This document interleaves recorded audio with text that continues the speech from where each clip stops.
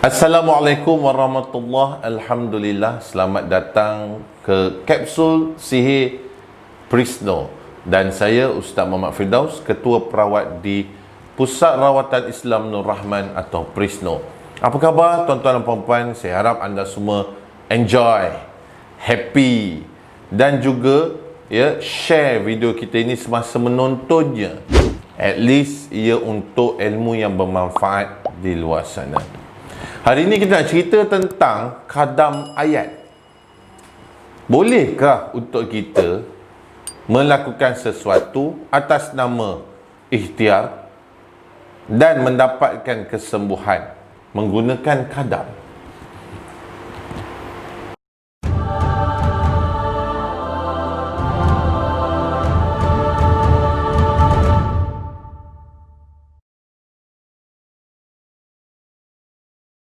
Khadam ayat ini bermaksud ayat yang dibaca dan diamalkan walaupun sekali mendatangkan jin-jin sebagai penolong-penolong manusia ataupun si pengamal ilmu tersebut. Dan khadam ayat ini telah pun mudah untuk didapati, hasil daripada amalan orang-orang dahulu kala yang bertapa, yang berzikir beratus ribu kali, yang mengamalkan ayat-ayat khusus berjuta-juta kali sepanjang kehidupan mereka, membuatkan anak-anak, cucu cicit pada zaman sekarang ini dengan mudah saja mendapatkan khadam walau membaca satu potong ayat. Dan ayat yang saya maksudkan ini bukan sekadar ayat mentera, tapi ia datang dari Al-Quran. Tuan-tuan dan puan-puan, ini bukan satu perkara yang dibuat-buat. Ini adalah perkara yang telah pun dikaji di Prisno. Di Prisno kita bukan sekadar merawati penyakit. Kita mengkaji sumber asal penyakit tersebut berlaku dan mendapatkan penawar-penawarnya yang terbaik sehingga kan Allah memberikan keizinan kesembuhan kepada pesakit kita. Khadam ayat hadir hanya dengan kita membaca Bismillahirrahmanirrahim dan mengamalkan ayat-ayat dari Al-Quran yang tidak berlandaskan sunnatul Rasulullah, yang tidak ada diceritakan oleh para sahabat, yang tidak ada dilakukan oleh baginda Rasulullah. Kita adakan atas nama penawar, atas nama Al-Quran ini mujizat yang kuat, atas nama Al-Quran ini panduan hidup, maka kita gunakan ayat-ayat itu untuk tujuan dan nafsu kita sendiri. Sebagai contoh, surah Yasin telah pun kita dengar macam-macam cara baca, macam-macam nak membacanya, macam-macam kali nak berhenti membaca, waktu membaca tarik nafas, pejam mata dan macam-macam lagi. Telah diubah sesuai mengikut amalan yang berkait rapat dengan perkara-perkara bid'ah di dalam agama. Tuan-tuan dan puan-puan, laman web JAKIM telah pun mengisytiharkan perkara-perkara ini sebagai satu perkara yang tidak boleh diamalkan berikutan dengan wujudnya kitab-kitab lama yang berkait rapat dengan pahlawan-pahlawan yang gugur ketika zaman mereka berperang demi tanah air kita. Kita bukan cerita pada zaman komunis, kita tidak cerita pada zaman-zaman semasa askar kita yang telah wujud, tapi kita cerita pada zaman pendekar-pendekar dahulu kala, yang zaman sekarang ini cuba untuk dinaikkan semula berkait rapat dengan pengamalan ayat-ayat yang berkhadam. Ada juga para suri rumah wanita yang menggunakan ayat-ayat Quran untuk tujuan tertentu, terutama bagi nampak cantik, yang kedua bagi menundukkan suami, yang ketiga bagi orang lain pandang. Dan ayat itu ayat Al-Quran, dan ia bid'ah. Disebabkan pembacaan yang diamalkan ini, maka kebanyakan kes sihir dan juga kebanyakan kes yang Prisno kaji berkait rapat dengan rumah tangga mendatangkan 90% kes para isteri tidak mahu tidur bersama suami. Kita sambung selepas ini.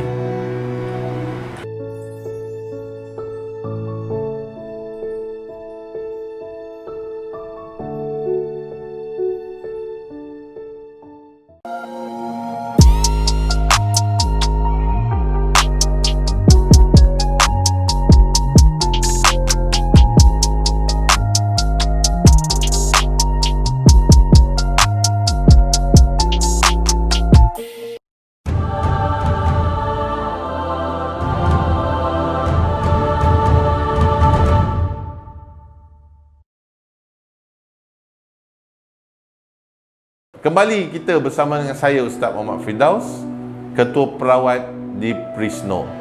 Baiklah, berkaitan dengan kadam ayat, masih lagi ramai yang bertanya-tanya, apakah ayat yang kita amalkan dari Al-Quran itu salah untuk kita gunakan? Pada saya, ia adalah satu bid'ah.